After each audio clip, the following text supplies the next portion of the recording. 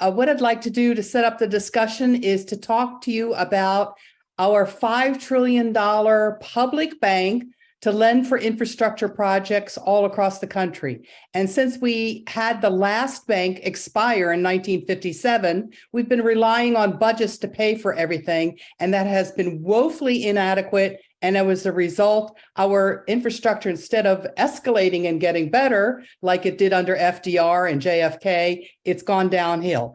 And so for that reason, we really need to have another bank to supplement our financing of infrastructure projects. So we had a bill in Congress in the last session. It was HR 3339. What it did was to create a $5 trillion public bank to lend for infrastructure projects all across the country. The legislation is teed up and ready to be reintroduced into the current session. But it's gotten a little bit slow-tracked because we are earnestly looking for Republican partners on both for the House bill, and we're also looking to see if we can get a Senate version of the bill introduced. All of those things take a little bit more time.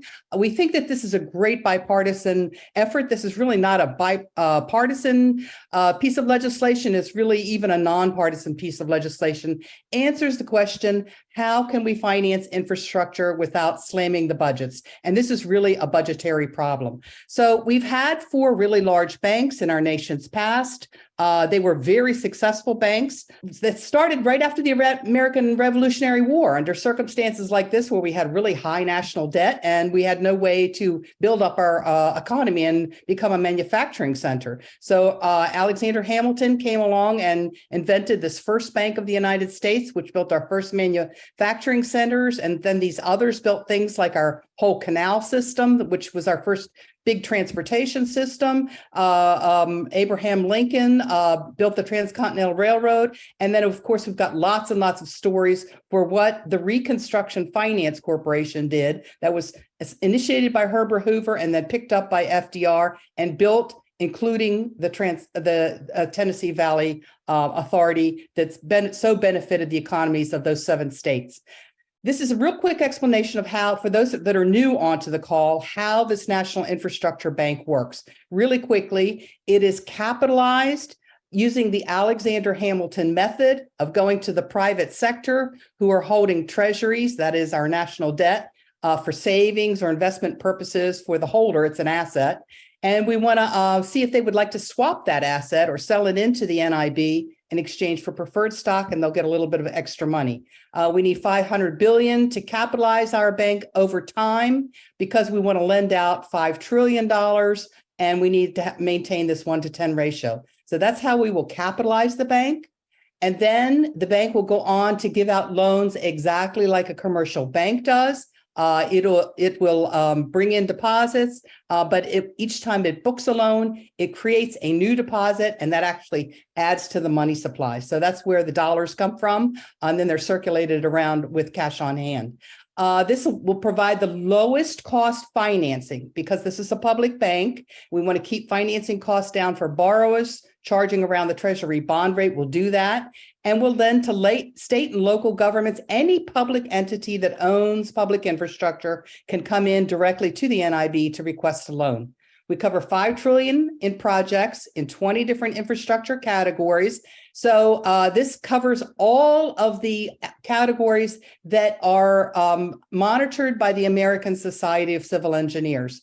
And then we added 4 more categories we also think are really, really important to get us into 21st century, infrastructure technology, high-speed rail, broadband everywhere, affordable housing, and large-scale water projects. And our speakers are going to show you how in these different areas we could build 21st century technologies. So not only can we fix all of our infrastructure, all of it, but we can really supercharge the American economy, create millions of new great paying jobs, make America manufacture again, reshore manufacturing so that we won't be reliant on overseas supply chains, get our GDP growth up much higher than it's been, make our economy more productive so our labor is put to better use. all without federal taxes, spending, or deficits.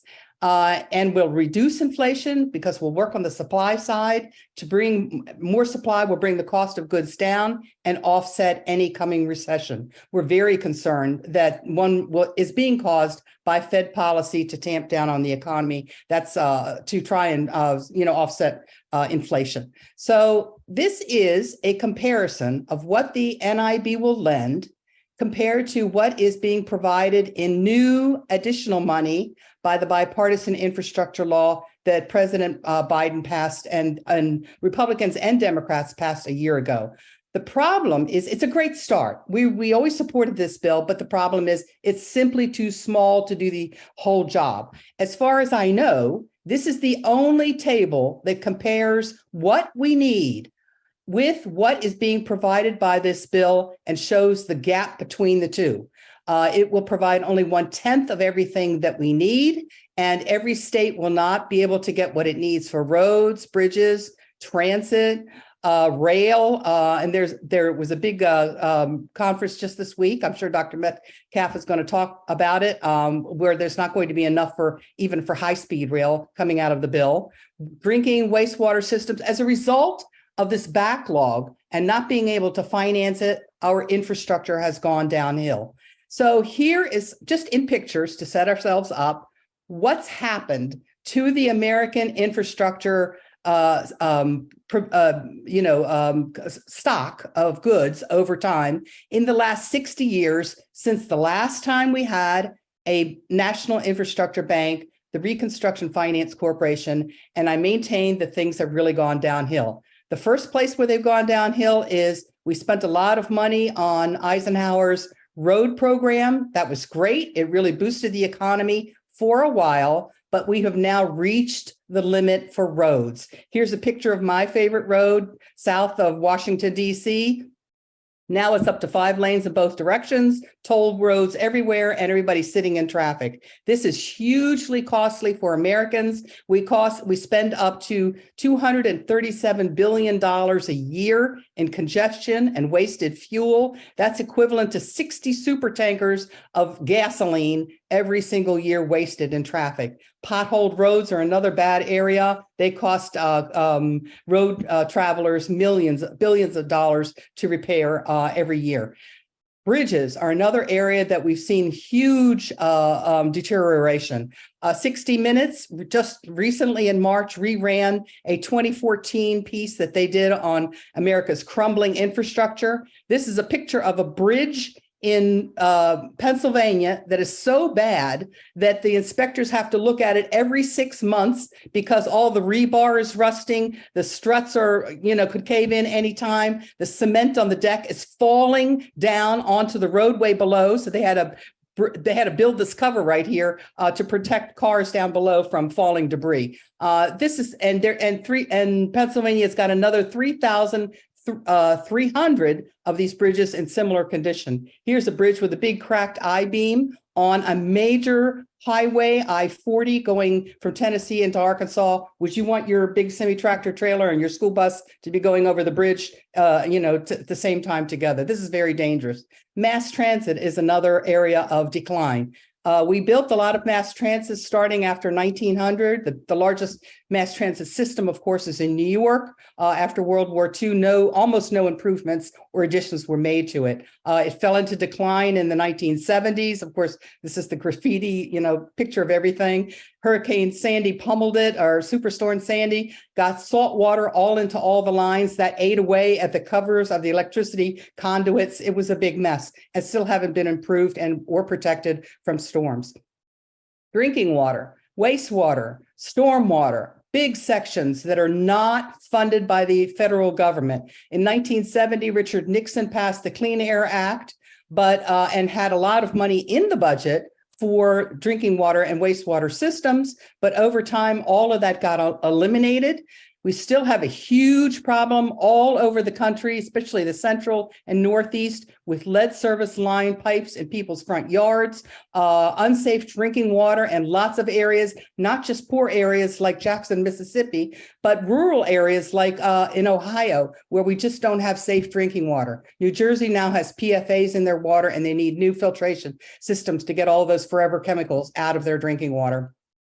The power grid has seen also a 60-year decline. Every time we have a new storm caused by global warming, that just disrupts all of this distribution system. The grid is maxed out. Last summer, we had really high temperatures and heat, and we had brownouts and not the provision of electricity we want in California, in Texas, and a lot of other places. And of course, here's my favorite little guy with a plug looking to plug in the new renewable energy, and no place on the grid to plug it in. The grid is not ready for any of these things, and we have a lot of money in our bank to spiff this up. So I'll stop there and turn it over to the next speakers, who will talk to you about the vision that we can do for America with this National Infrastructure Bank to improve all of our nation's infrastructure. Thank you.